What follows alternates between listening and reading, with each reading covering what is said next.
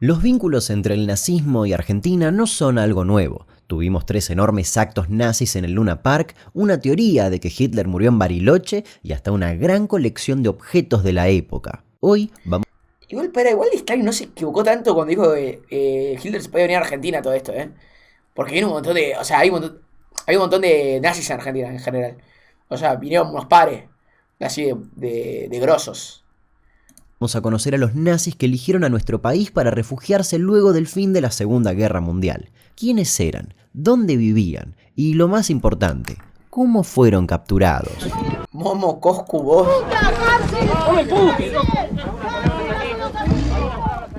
Un tiempo después de finalizada la Segunda Guerra Mundial, los oficiales nazis que no se llegaron a suicidar fueron juzgados en los históricos juicios de Nuremberg, ahí donde fueron fundamentales los documentos y filmaciones que los propios nazis habían realizado. 142 oficiales fueron condenados y otros 26 sentenciados a muerte. Y si bien la mayoría de los principales jerarcas fueron juzgados, hay muchos que jamás pasaron por la justicia. Con el comienzo de la Guerra Fría, muchos oficiales, principalmente los que eran útiles en ciencia o tecnología, fueron invitados cordialmente a Estados Unidos y la responsabilidad que cada uno tenía por los atroces crímenes de guerra parecería haberse fumado. Otros oficiales decidieron huir de Alemania y buscar refugio hasta 1955, año en el que, según las leyes del derecho penal alemán, prescribían los delitos que habían cometido, y otros, que habían tenido roles más relevantes, simplemente buscaron huir y rehacer su vida, y para eso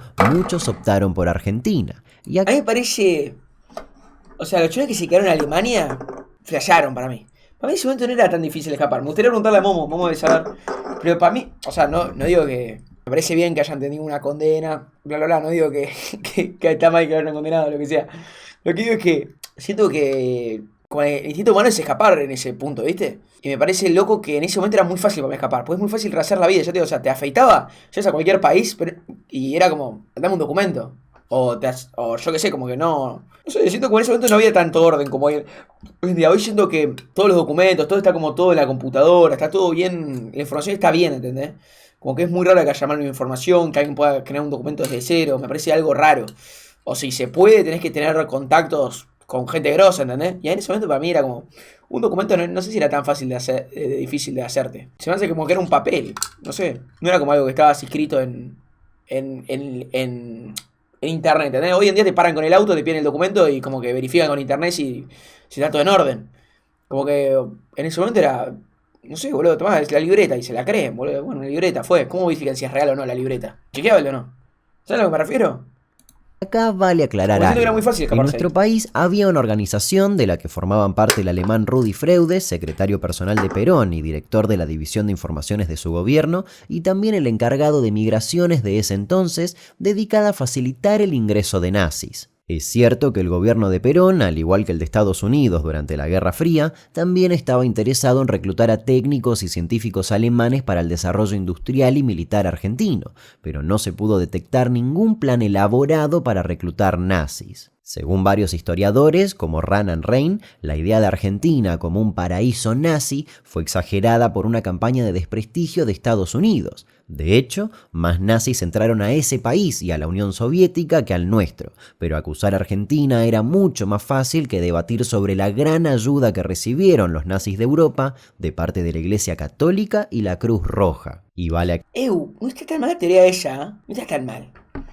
aclarar que Porque para mí habrán venido unos pares nazis para acá, lo que sea, pero de verdad que para mí deben haber escapado un montón para otros lados, ¿entendés? según un estudio que hizo la Comisión para el Esclarecimiento de las Actividades Nazis en Argentina en 1999, Hitler no estuvo nunca en el país. La idea de él escondiéndose o muriendo en la Patagonia es una mera fantasía. Como dije, los altos jerarcas nazis llegaron a nuestro país gracias a la complicidad de miembros de la Iglesia, de la Cruz Roja Internacional y de autoridades migratorias argentinas. En la mayoría de los casos subían a un barco en Italia, por eso era necesario el apoyo del Vaticano, y desembarcaban en nuestro país. Ese circuito era llamado la Ruta de las Ratas. Uno de los más conocidos en realizar ese recorrido fue Adolf Eichmann, el teniente coronel de la SS, como se llamaba las escuadras de protección. Fue quien ideó la llamada solución final, el asesinato masivo por gas. Cuando finalizó la guerra fue detenido por un tiempo, pero logró escapar y estuvo algunos años escondido en Europa,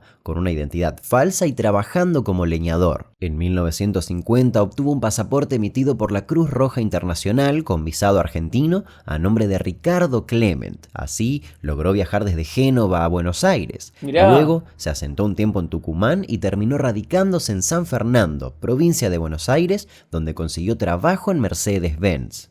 Llegó a vivir tranquilamente en nuestro país durante una década. Sin embargo, uno de sus hijos, Klaus, aceptó cambiarse el nombre a Nicolás, pero se negó a adoptar el nuevo apellido, Clement, y eso sería el destino de su padre. No, pero es un caprichoso ese chabón, boludo. Es un... No, qué throwió ese chabón, boludo. Alto throwing, boludo. Su impunidad llegaría a su fin cuando Klaus, o Nicolás, conoció a Silvia Hermann, hija de Lothar Hermann, un alemán que se había instalado en Olivos, Buenos Aires, después de haber sido prisionero de guerra en distintos campos de concentración, donde había quedado ciego debido a torturas. En 1957, Lothar conoció al nuevo amigo de su hija, quien se presentó con su apellido real. Amigo. Él ató cabos y contactó al fiscal alemán Fritz Bauer, quien estaba investigando a criminales nazis en Alemania y en el mundo. Este último se contactó con las autoridades israelíes y en mayo de 1960, Ricardo Clement, o mejor dicho, Eichmann, fue detectado por el Mossad, el servicio de inteligencia israelí, quienes lo secuestraron y lo llevaron a Israel, donde fue juzgado el 11 de abril de 1961. Un momento llamativo del juicio fue cuando le preguntaron qué pensaba sobre haber visto a su colega, Rudolf Höss, también llevado al mismo juicio, masacrando judíos. Es war ein unglücklicher Mensch gewesen. Diese Frage zu beantworten wage ich nicht. Ich wurde nie in eine solche Situation gestellt und gesteckt. Das, was er zu machen befohlen bekam, könnte ich nie machen. Das ist eine Frage, die mich ganz persönlich anbelangt. Wenn ich sie damals gesprochen habe, so werde ich sie auch heute nicht aussprechen. Denn mein Innenleben mir sagt, es ist eine Sache, die ich mit mir alleine rumzutragen habe. Als Judenmörder sahen. Ich habe ihn bedauert und bemitleidet. Haben Sie ihn als Verbrecher betrachtet oder nicht? Meine inneren Gefühle gebe ich nicht preis. El juicio duró 8 meses. Finalmente fue condenado a morir en la horca y el 31 de mayo de 1962 fue ejecutado. Otro fue Joseph Mengele, también conocido como el Ángel de la Muerte. Era doctor en medicina y antropología y capitán de la SS. A partir de 1943 formó parte del personal de los campos de concentración y fue asignado a Auschwitz, en Polonia. Ahí era el encargado de decidir quiénes eran aptos para el trabajo y quiénes debían ser enviados a morir en las cámaras de gas. Estaba obsesionado con los gemelos y con mejorar la raza aria a costa de crueles experimentos. Al igual que Eichmann, consiguió un pasaporte expedido por la Cruz Roja Internacional, el número 100.501, a nombre de Gregor Helmut. Con esa documentación llegó a Argentina el 20 de junio de 1949, donde consiguió la cédula de identidad número 3.940.484. 7 años después, en 1956, y como sinónimo de lo seguro que se sentía en Argentina, presentó su partida de nacimiento original y pidió rectificar los datos de sus documentos, que pasaron a tener su nombre real. Diversos investigadores sostienen que tuvo un paso por algunas ciudades del norte, como Posadas y El Dorado, y también por la Patagonia, y justamente de eso habla la película Guacolda. Al poco tiempo, y luego de un intercambio epistolar entre el gobierno argentino y la República Federal Alemana, se comenzó a pedir su extradición. Simpatizantes argentinos del nazismo lo alertaron de ese pedido y, sumado a que el Mossad estaba tras sus pasos y tras la captura de Eichmann ocurrida poco tiempo atrás, decidió huir a Paraguay, donde estuvo un año. Luego fue a Brasil. Gracias, Orisita. Gracias por el host. Estamos viendo nazis en Argentina. Que mira. Gracias por el juego. Donde murió en 1979 mientras nadaba en el mar. Sus restos, que habían sido localizados en la playa, recién fueron identificados en junio de 1985. Otro fue Edward Rochman, conocido como el carnicero de Riga. Estaba acusado de asesinar a más de 4.000 personas. Fue detenido por los británicos en 1948, pero logró escapar ayudado por el obispo austríaco Alois Karl Hudal, quien colaboró en el escape de varios jerarcas nazis más y a quien en instantes volveremos a mencionar. Consiguió su pasaporte de la Cruz Roja con visado argentino a nombre de Federico Wegener y, al igual que los demás, viajó de Génova a Buenos Aires. A mediados de los 70, enterado de que Alemania había pedido su extradición, huyó a Paraguay, donde murió en agosto de 1977. Fue rápidamente identificado ya que los dedos de sus pies habían sido amputados después de que se le hayan congelado en la nieve durante su fuga al final de la guerra. Un caso particular es el de Erich Priebke, oficial de la SS y de la Gestapo. Había sido acusado de participar en la masacre de las fosas ardeatinas, en Italia, cuando se ejecutó con disparos en la nuca a 335 civiles italianos. Fue detenido al finalizar la guerra, pero logró escapar de un campo de prisioneros de Rimini y consiguió un pasaporte con el nombre de Otto Pape, ciudadano letón. Junto a su esposa y 2 hijos, llegó a Argentina en noviembre de 1948. Pero para comprender cómo fue capturado, tenemos que conocer a Reinhard Kops, un oficial de inteligencia del ejército alemán. Kops se contactó con Alois Hudal, el obispo que mencionamos anteriormente, y juntos colaboraron para orquestar el escape de varios nazis. Kops llegó a Sudamérica en 1947 y luego de estar un tiempo en Buenos Aires, se radicó en Bariloche bajo el nombre de Juan Mahler. Ahí se convirtió en dueño de un pequeño hotel llamado Campana y se puso al frente de una editorial que publicaba literatura apologista al nazismo. En mayo de 1994, el periodista Sam Donaldson del medio ABC News viajó hasta Bariloche para localizar a Kops. Finalmente lo encontró. What do you know? What do you want? Well, is your name Reinhard Kops? Excuse me, but I have no time for such things. Did you help people escape here to Argentina? No, on the contrary. So your name is not Reinhard Kops? No. Kops negaba rotundamente ser quien realmente era, hasta que el periodista le mostró una foto de él en su juventud con una bandera nazi. De repente, su memoria mejoró. This is not a photostat of your membership in the Nazi Party. No, never had been a member of... on the contrary, I tell you, I had to flee the Nazis because I saved 25 Jews from going to Auschwitz. And we had a copy of Kops' Nazi Party card and showed it to him. Confronted with this, the cover story cracked. You are Reinhard Kops. No. No? No, I was in... No, Throbió, Throbió, igual también es un boludo que se le queda hablando. Es como, o sea, ponele, si no es porque se le quedaría hablando. Es como porque...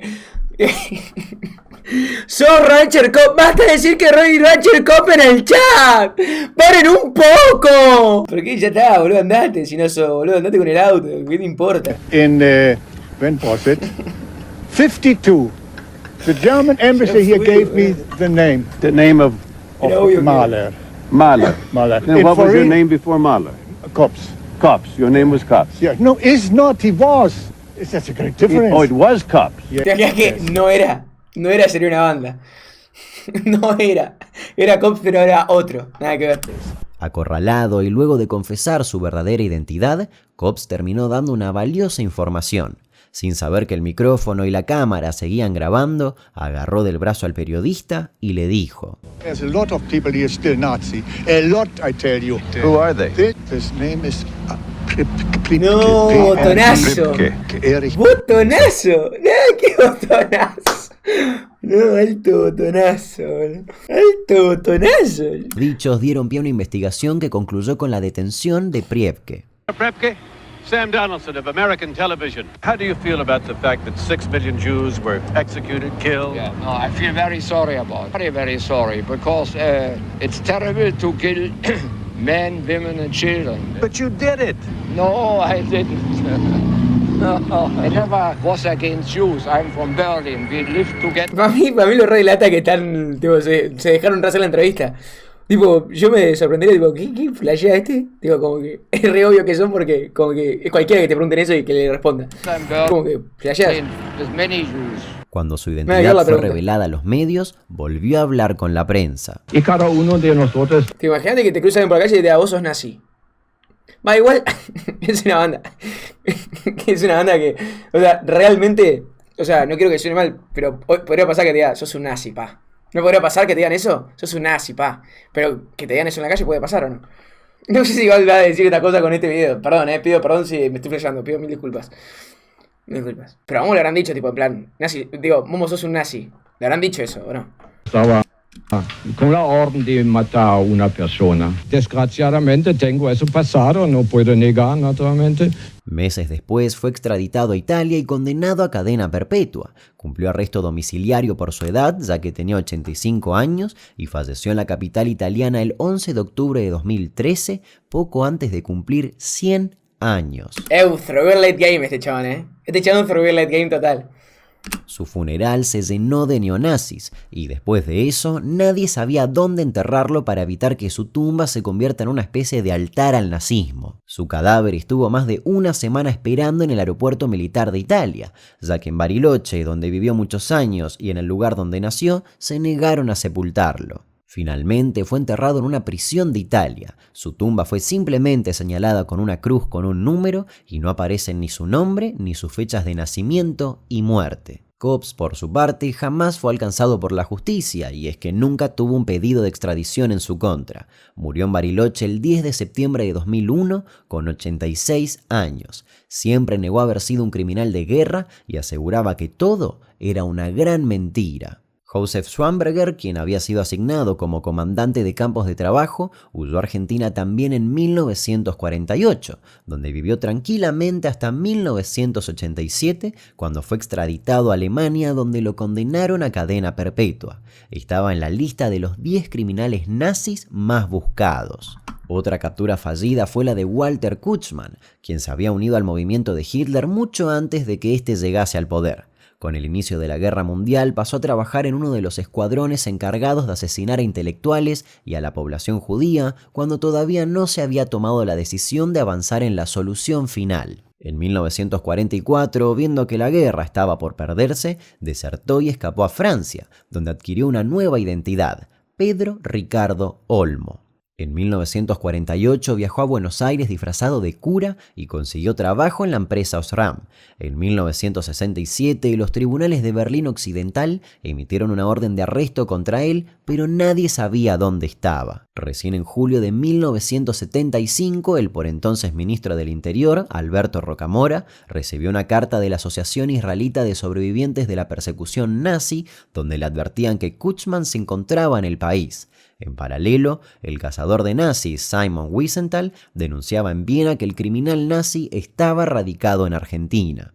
Estuvo detenido un tiempo, pero la República Federal Alemana demoró en pedir la extradición. Recién lo hicieron en 1985 y tan solo un año después, Kutschmann murió. Cabe destacar que el trabajo de Simon Wiesenthal, sobreviviente de 9 campos de exterminio y creador de la ONG Centro Wiesenthal, dedicada a cazar nazis, fue clave para la detención de gran parte de los mencionados en este video. La historia de Dinko Šakić, al igual que la de Pripke, también incluye a la televisión. Vivió con una identidad falsa junto a su esposa e hijos durante varios años en un chalet de la ciudad balnearia de Santa Teresita. Había sido... ¿Pero qué pasó? No escuché.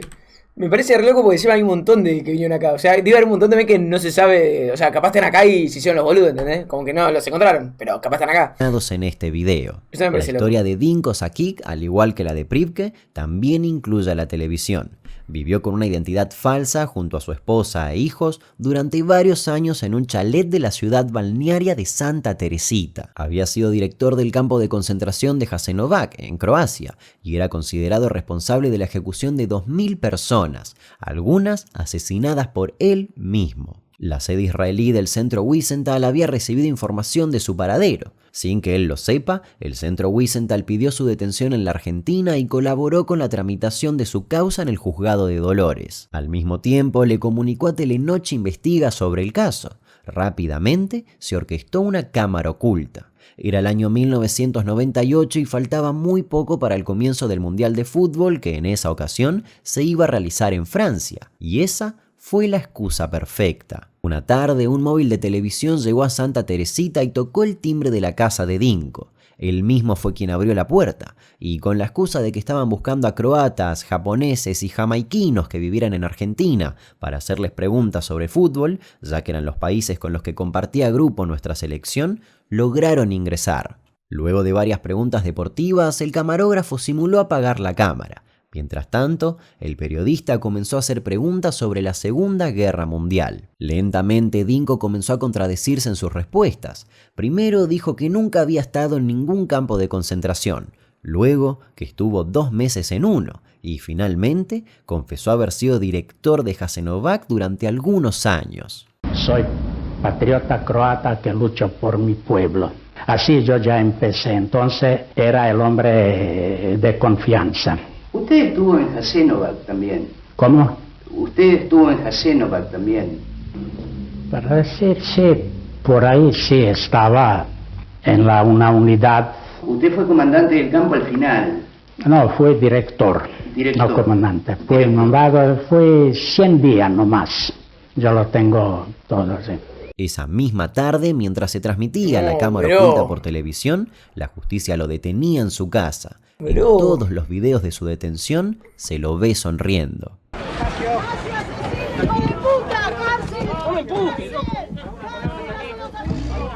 La justicia croata lo condenó a 20 años de prisión. Meses después, el mismo país pidió la extradición de su esposa, Nada Luburic, acusada de torturar y asesinar a mujeres en el mismo campo de concentración. Si bien hubo muchos casos donde los nazis murieron anónimamente en nuestro país, vemos que hay otros que finalmente fueron enjuiciados por sus actos. Pero antes de finalizar el video, me gustaría mencionar algunas cosas que orbitan a la relación ya mencionada del nazismo con Argentina. 6 millones de judíos exterminados, 250.000 gitanos, Hitler, Eichmann, Mengele, ¿nada le suena? ¿Y vos decís que el viejo este puede ser un nazi? ¿Y qué va a hacer? Mira todo lo que tiene colgado. No puedo creer que no sepan nada. ¿A qué escuela fueron? En primer lugar, en nuestro país y seguramente en muchos otros, hay un particular afán de algunas personas por coleccionar cosas relacionadas a esa época. Con solo decir que en 2016, un argentino compró más de 50 objetos nazis en una subasta realizada en Alemania. En total gastó unos $580.000 y se llevó, entre otras cosas, la última chaqueta militar de Hitler, ropa interior enmohecida, un gorro de piel y un reloj de Hermann Göring y el supuesto recipiente de bronce que contenía las pastillas de cianuro con el que este último se suicidó horas antes de su ejecución prevista en Nuremberg el 15 de octubre de 1945. Un año después, en 2017, durante un operativo, oficiales de policía encontraron unas 75 piezas históricas nazis en la casa de un coleccionista de antigüedades en Buenos Aires. Este es un tema mucho más complejo y largo, que incluye juicios a varios fiscales y agentes de la aduana, que merece otro video aparte y seguramente lo tendrá. Por supuesto, una cosa es el coleccionismo y otra diferente simpatizar con pensamientos de ultraderecha, y hay muchos partidos que cada vez ganan más notoriedad en el mundo entero. Al día de hoy, en Estados Unidos hay unos 30 grupos neonazis operando y decenas más están activos a lo largo y ancho de Europa. Y Argentina no se queda atrás. Basta mencionar los violentos ataques de agrupaciones nazis ocurridos en Mar del Plata entre 2013 y 2015, hechos que llevaron en 2018 a un histórico juicio contra varios de sus integrantes. Esa historia está explicada perfectamente en un documental llamado El Credo, que se puede ver libremente en YouTube. Como vimos, la presencia de nazis en Argentina no fue un mito, sino una realidad facilitada por redes de complicidad que cruzaban fronteras. Muchos de estos criminales lograron vivir tranquilamente durante años, mientras que otros finalmente enfrentaron a la justicia gracias al incansable trabajo de periodistas, cazadores de nazis y autoridades internacionales. Pero la historia no se trata solo de ellos, sino también del contexto que permitió que esos seres humanos hagan las cosas que hicieron. Hoy más que nunca, y viendo cómo ideologías extremas continúan surgiendo en diferentes partes del mundo, incluyendo a nuestro país, es vital recordar y reflexionar sobre estos eventos para evitar que se repitan. ¿Tú me olvidó? Muy bueno. Lo banqué.